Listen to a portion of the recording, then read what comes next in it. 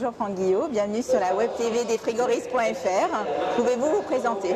Bonjour Joanne. Donc Franck Guillot, j'ai créé la société Degrés Celsius en 2006, donc il y a désormais plus de 12 ans. J'ai démarré cette activité grâce à une expérience que j'avais pu avoir déjà avec une casquette de chargé d'affaires dans un grand groupe. On a réussi à structurer en fait un département travaux qui nous a permis d'avoir en fait déjà une certaine charge de travail. Avec cette charge de travail, on a pu créer en fait un département maintenance. Et au fur et à mesure donc des années, aujourd'hui nous avons passé le cap en fait des 50 personnes cette année, avec une société qui a été créée il y a 3 ans, qui s'appelle DCO, donc qui fait de la plomberie et du chauffage, qui permet d'apporter une offre globale à nos maîtres d'ouvrage sur la partie climatisation et plomberie, aussi bien sur l'hôtellerie, le retail et le tertiaire. Vous avez aussi des fonctions récentes au GCCP, pouvez-vous nous en parler? Oui, en effet, donc au GCCP, je suis rentré au GCCP il y a désormais plus de 4 ans pour connaître, avoir des informations sur la veille technologique, sur la partie ressources humaines, entre autres, et gestion parfois également. Et j'ai pris donc la présidence de la partie climatisation depuis très peu de temps pour essayer justement d'apporter à toutes les entreprises adhérentes du GCCP les connaissances sur la veille technologique et d'essayer de faire évoluer notre métier que l'on aime bien. C'est ça. Ces deux casquettes vous ont-elles permis d'analyser le métier, l'évolution du métier de frigoriste sur ces 10 dernières années? Donc le métier de frigoriste, oui, il a évolué forcément avec l'évolution en fait des fluides déjà premièrement, avec le marché qui est aussi bien maintenant des temps directs en fait qu'en eau glacée. Donc un panel de produits de plus en plus important, de plus en plus compliqué au niveau des mises en service. Donc oui, bien sûr, il a évolué. D'accord. Vous pensez que c'est dû, la pénurie de personnel dont vous parlez, elle est due à des formations qui sont de moins en moins qualifiantes ou des formations qui ne sont pas adaptées aux réalités d'aujourd'hui?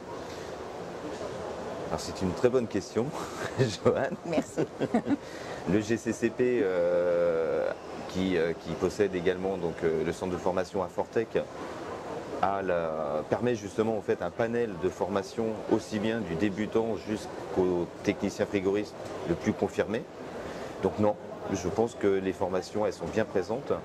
Je pense plutôt que c'est une méconnaissance en fait des personnes extérieures en fait au métier du froid qui ne viennent malheureusement pas dans notre métier.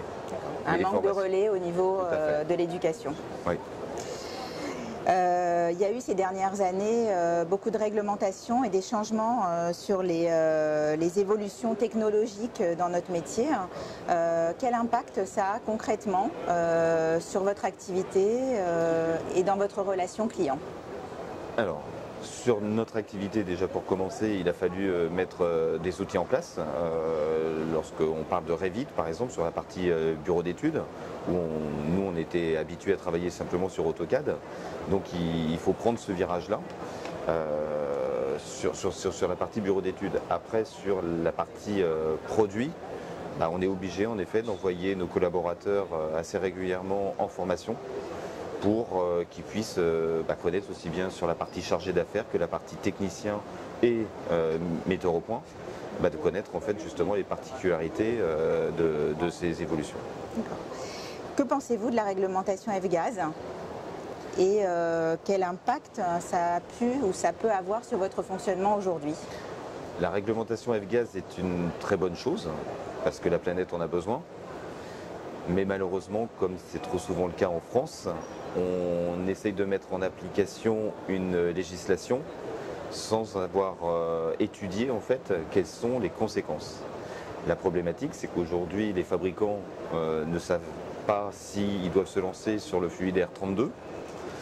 Certains y vont, comme des King, et d'autres patientent en attendant l'évolution en fait, et l'application de la législation. De la législation.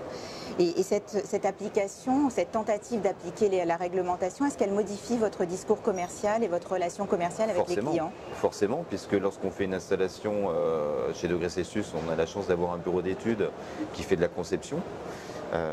On doit réfléchir sur la durée de vie de l'installation, qui va être de minimum 10 ans. Donc quelle est la réglementation du fluide dans 10 ans? On ne sait pas y répondre. Concrètement, ça a un impact financier? C'est un impact bien sûr financier, puisqu'on est obligé de multiplier en fait les fluides. Donc au niveau du dépannage, on est obligé de les manos. Bien sûr, il y a des équipements en fait qui se multiplient. Quelles sont les difficultés que vous pouvez rencontrer aujourd'hui dans votre fonctionnement de chef d'entreprise, les blocages majeurs? Oui. Peut-être. Le blocage principal est un manque de personnel. Donc j'en parlais déjà tout à l'heure, qui ne connaît pas bien notre profession, qui peut apporter énormément pourtant. Donc j'en profite. et après c'est une problématique en fait de formation, en fait, d'envie d'évoluer dans notre métier.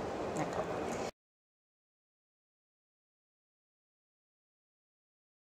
Que les fabricants eux-mêmes se posent la question sur l'application de cette réglementation.